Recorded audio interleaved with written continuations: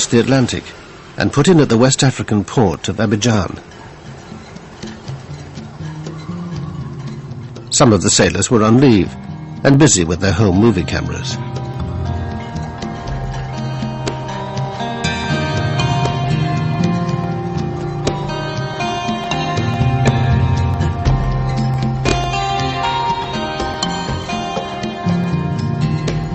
The Liberty was an unarmed ship designed to listen in on electronic communications and pass intelligence on to the highest levels of the US government.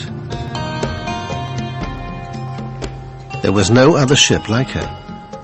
Her decks bristled with 45 antennas, and below were dozens of communications analysts and translators. If it was broadcast on a radio wave, we could receive it at any frequency, low frequency, high frequency, medium frequency, very low frequency. If it was out there, we could receive it. If we were listening and we heard a signal, and when we looked at it, we couldn't understand it, it was encrypted as well, we'd send it back to NSA and let them hit it with their computers. NSA, the National Security Agency, is America's top secret organization for handling electronic intelligence. From its headquarters outside Washington, it controlled the Liberty as she cruised slowly along the west coast of Africa. In May '67, NASA moved thousands of Egyptian troops into the previously demilitarized Sinai Peninsula. Israel and Egypt now confronted each other head-on, though the saber rattling didn't mean war was inevitable.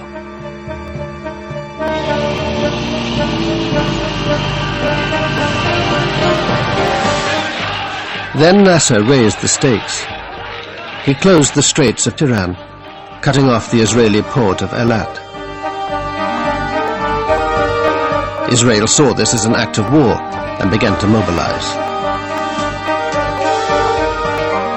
In fact, Hawks and the Israeli government had been waiting for a showdown with the Arabs.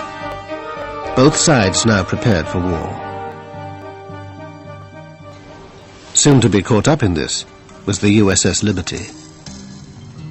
Her commander, William L. McGonigal, had been in the Navy since World War II. The crew included highly trained code breakers and radio experts, like Dave Lewis.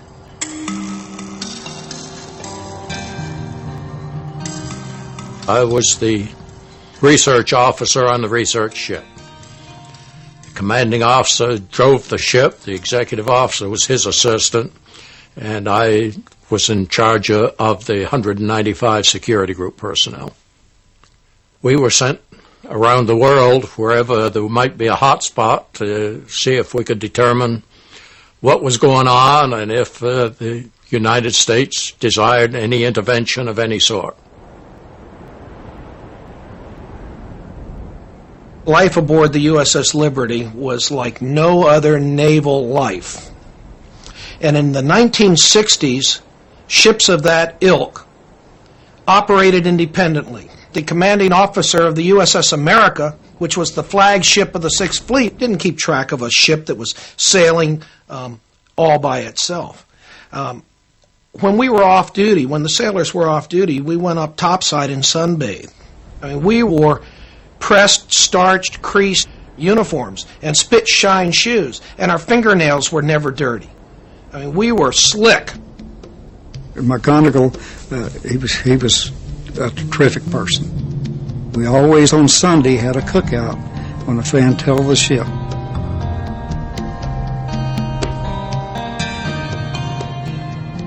Being aboard the ship was really something. It was fun, like going from Abidjan, Ivory Coast, all the way down to Cape Town. You're drifting along at 3 knots and listening 10 miles off the coast. When the Liberty pulled into Abidjan, that was a social event of the year. I got back aboard at 2 o'clock in the morning the day we left. I was met at the gangway by Captain McGonigal, who informed me that we had orders to get underway immediately, and I was to get the rest of the troops, and we were getting underway. In a sudden change of mission, the ship was ordered to head for the Middle East.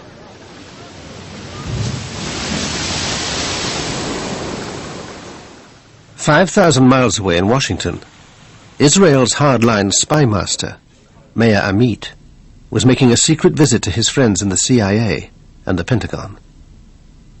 Amit's key meeting was with Robert McNamara, the U.S. Secretary of Defense. Amit wanted to know whether the Americans would back Israel if it struck the first blow.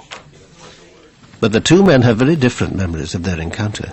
I told him, look, we don't want even one soldier from you. All what we want from you to stop the Russian coming into the arena, and number two, to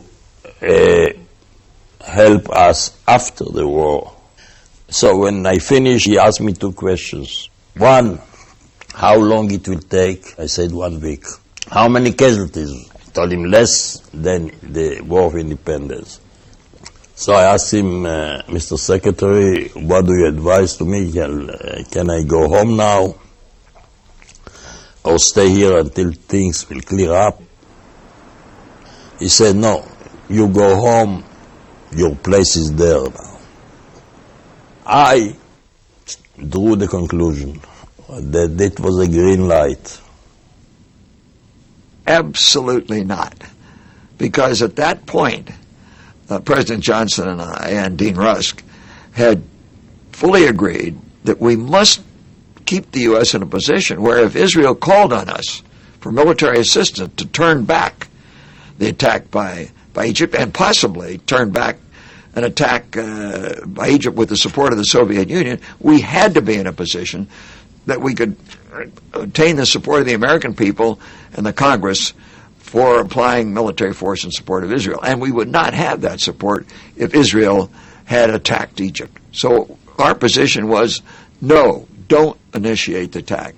And I have no basis for believing that the Israeli you spoke of received any other indication from me than that.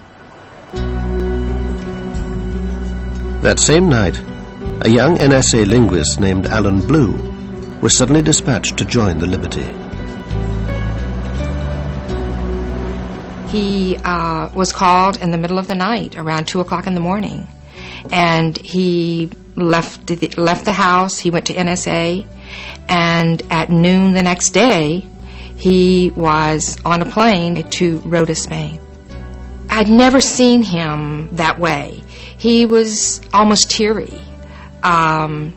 He clung to me like he didn't when he had taken prior trips. Alan Blue met the ship at the Spanish port of Rota. By now, the crew had been told they were heading for the Gaza Strip. We knew that from the daily news that the Arab-Israeli situation was getting more and more hostile. That so far there was no war, but it looked to anybody who read the newspapers that there would soon be a war, and so we were sent out there, obviously, to listen to what was going on. Early on the morning of Monday, the 5th of June, Israel went to war. Its planes pounded airfields in Sinai and the Suez Canal zone, destroying most of Egypt's air force. These are the original shots taken by the gun cameras during the attacks on the Arab airfields.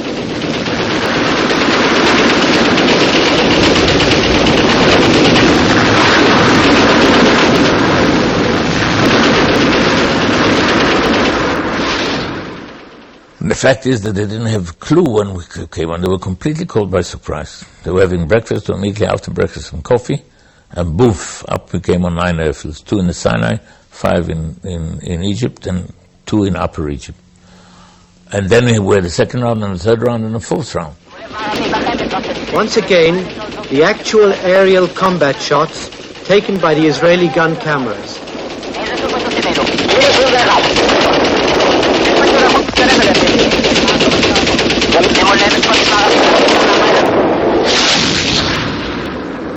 Meanwhile, the Soviet Union was boosting its military presence near the war zone.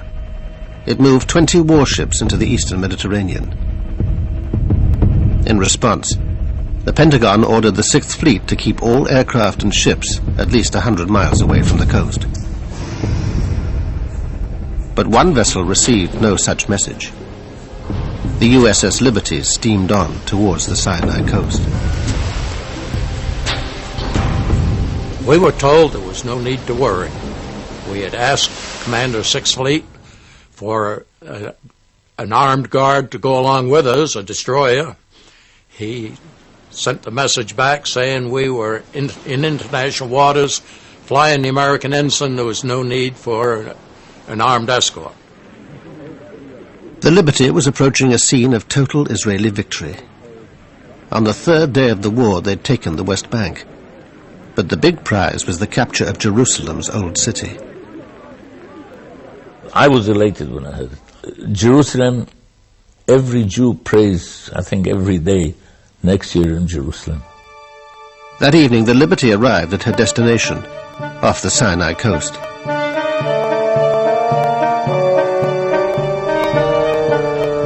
Thursday, the 8th of June, dawned fine and clear. But the war was still raging, and Israeli planes flew out from the Sinai Peninsula to check on the Liberty. Reveille was at 6. You got up, you showered and everything, and you go for a chow. But before that, we had heard that, like at 5 in the morning, or around that time, that the planes were buzzing us. The Israeli aircraft seemed to be identifying the ship as belonging to their ally, America. There were about 9 different occasions that airplanes came out, probably 12 times that were circled, 12 separate orbits of the ship during the morning. Lloyd Painter relieved Ennis as officer of the deck. He too was reassured by the presence of the Israeli planes. I remember vividly looking out through the portholes, looking down on the 01 level, and seeing all the officers sunbathing.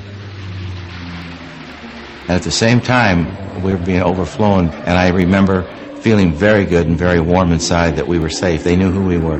We were not a stranger out there that day. Confident that the Israelis knew who they were, the Liberty men relaxed. A new flag was flying, visibility was perfect, and they'd received no orders to leave the area.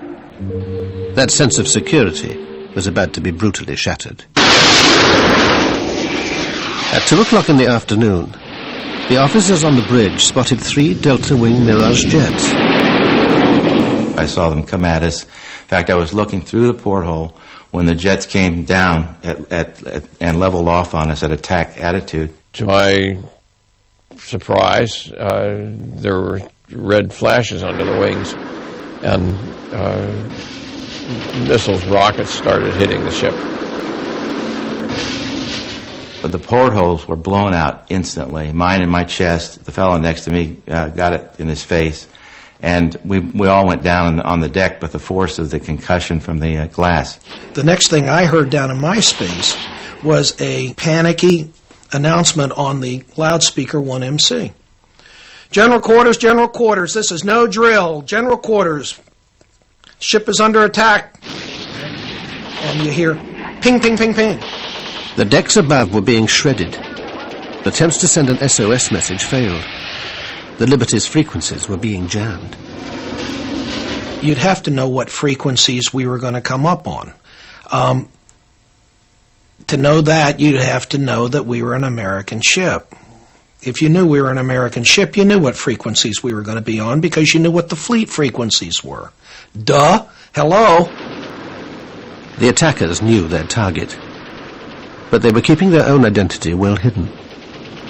During the attack, no one saw any markings, and some of the men told me later that they made a special effort to identify them, and they swear that there were no markings, that these airplanes were unmarked. They took out all of our transmitting antennas, and shortly thereafter deposited napalm on the deck. It appeared to me that it was the intent of the attacker to take out all communications and keep all people off deck so they couldn't reestablish any sort of antennas or communication system. If it was an accident, it was the best planned accident I've ever heard of.